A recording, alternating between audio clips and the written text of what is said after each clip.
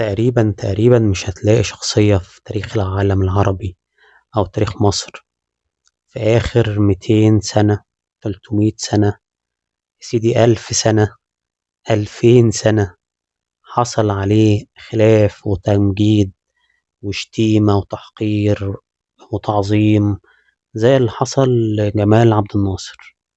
والموضوع طبعا حجم الاهتمام ده مفهوم. جزء منه طبعا مرتبط إن أصلا ما كانش فيه وسائل كتابة أو نشر كويسة في آخر 200 وألف وألفين سنة. زي ما حصل بداية من انتشار التعليم ووسائل الإعلام والنشر والطباعة في مصر والعالم العربي من النص التاني من القرن الماضي تحديدا، يعني بشكل أوسع.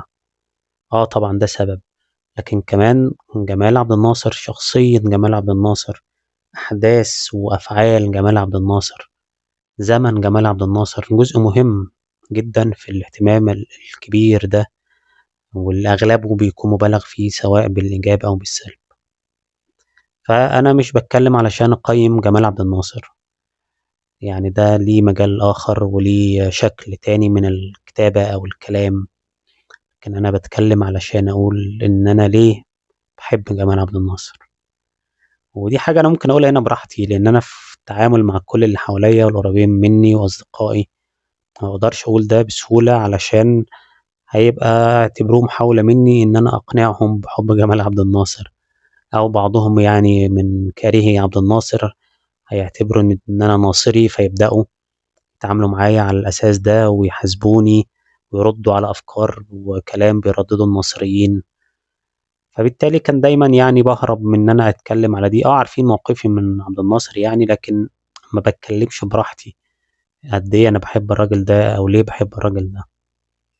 وهو قبل ما أقول أنا ليه بحبه أو قد إيه بحبه، هو في سؤال مهم، يعني لو حد بيسمع وما بيحبش عبد الناصر أو قرأ أو سمع عن مساوئه وبلاويه، إزاي نحب واحد ليه كل البلاوي دي؟ والله أنا بالنسبة لي منطق الحب هو مش مرتبط أكتر بالأفعال، لأن أنا بحب نفسي وأنا بعمل بلاوي عادي، بحب ناس كتير قريبين مني وأنا عارف إن لهم أخطائهم ومساوئهم. فحبي للناس مش مرتبط إن الناس دي أخيار، ملايكة بيعملوا دايما الصح ولا لأ، يعني بغض النظر عن التقييم. يعني احنا بنفرق ما بين التقييم والحب أو الكره، ده بادئ ذي بدء. أنا بحب جمال عبد الناصر رغم هزيمة في 67، ورغم الدولة البوليسية أو المخابراتية اللي كان قايم بيها وأسسها وأدارها صلاح نصر، وفساد جهاز المخابرات في الفترة دي، ورغم مشاكل أو خلافات في السياسات الخارجية بتاعته بسيطة، ورغم مشاكله في اختيار بعض من معاونيه زي عبد الحكيم عامر وزي أنور السادات وزي صلاح نصر وزي ناس تانية وزي يعني تأسيس البيروقراطية المصرية، هنلاقي حاجات أنا هو اللي بقولها من الأول أهو من قبل ما حد يقولها. لكن أنا ليه بحب جمال عبد الناصر رغم كل الأشياء دي؟ لأن ده راجل كان عنده حلم، وأنا ببقى ضعيف ناحية أي شخص عنده حلم. حلم جمال عبد الناصر ما كانش حلم شخصي بس، كان حلم ببلد، والبلد كبيرة عظيمة اسمها مصر. ويعني تصدق ده أو ما تصدقوش، لكن تصورنا احنا كمصريين عن مصر العظيمة المؤثرة اللي ليها دور وصاحبة المكانة، كل ده ما حصلش لما جمال عبد الناصر، ما حصلش بالشكل اللي في ذهننا وبنتمناه وبنحاول نوصل له دايما غير مع جمال عبد الناصر. قبل عبد الناصر مصر ما كانتش ربع ولا عشر اللي كانت معاه. في جزء مرتبط بأنها كانت تحت احتلال والزمن والتأثير صحيح، لكن حتى وهي كانت بلد ليها وزنها ما كانتش مؤثرة قد كده، ولا كانت حتى بقى دولة مؤسسات. كانت عزبة بتاع الملك والقاهرة واسكندرية جزء صغير كده، والباقي كلها فلاحين يعانوا الأمرين يعني في حياتهم. فعبد الناصر كان عنده حلم بمصر كبيرة وعظيمة، وحقق جزء كبير من مصر دي في حياته، وفضلت البلد دي عايشة على اللي حققه عبد الناصر كسمعة ووزن سياسي وعلاقات وتأثير لسنين كتيرة بعده. ومحقق حلم في الاقتصاد، حلم في التعليم، حلم في الصحة، حلم في الثقافة، حقق حلم عبد الناصر كان بيمتلكه وسعى يعمله. ودي حاجة تخلّيني أحب الراجل ده بشدة. يعني حد في رأيي أنا هو الوحيد اللي شاف إن دي بلد عظيمة وبلد كبيرة وشعب يستحق يبقى البلد بتاعته آآ دولة عُظمى على الأقل في العالم التالت، وقدر يعمل ده. كان في نقص حريات، كان في وحاجات هو بالمناسبة هو مُعترف بيها كلّها. تمام، ما هو أنا في الآخر هل هاحاسبه بشكل مثالي رومانسي حالم إن لأ، كان يجب أن يؤسس لحياة سياسية ويبني أحزاب ويطلق حرية مش عارف إيه، صباح الفل يعني. ده كلام ما اتعملش في زمن عبد الناصر ولا اتعمل بعده بالمناسبة، وغالبًا مش هيتعمل سنين طويلة قدّام.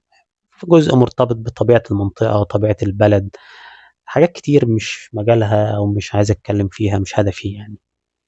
لكن الراجل حلم وحقق جزء كبير من حلمه وفشل في حاجات حلم فيها برضه، لكن في الآخر هو اللي حلم. ما حدش جه قال لعبد الناصر ما يالّا نعمل كذا أو إيه رأيك تعمل كذا.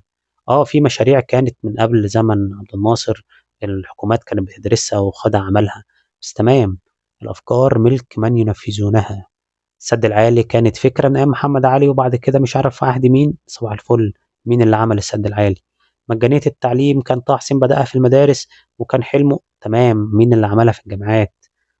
وغيره بقى مين اللي دخّل المرأة التعليم بشكل واسع، مين اللي نزّلها تشتغل، مين اللي عمل حاجات كتير، مين عمل مؤسسات. مصر ما كانش فيها مؤسسات حقيقية إلا بشكل محدود يعني. مين اللي عمل مؤسسات في مصر؟ هو، وهو مش كفاعل بس، كمان إن ما حدش قال له يالّا نعمل ده، من كل الناس اللي كانوا معاه. هو اللي كان عايش يشيل حلم ويسعى ويخطط وينفّذ، تضبط مرّة، مرّة لأ، لكن راجل صاحب حلم عظيم وحقق منه جزء كبير جدًا. أنا لازم أحبه. حد حلم ببلدي وشافها بلد عظيمة وكبيرة ومؤثرة، لازم أحبه.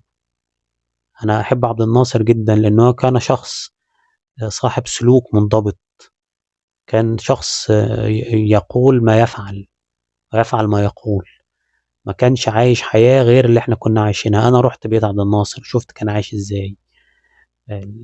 حاجة شديدة التأثير يعني.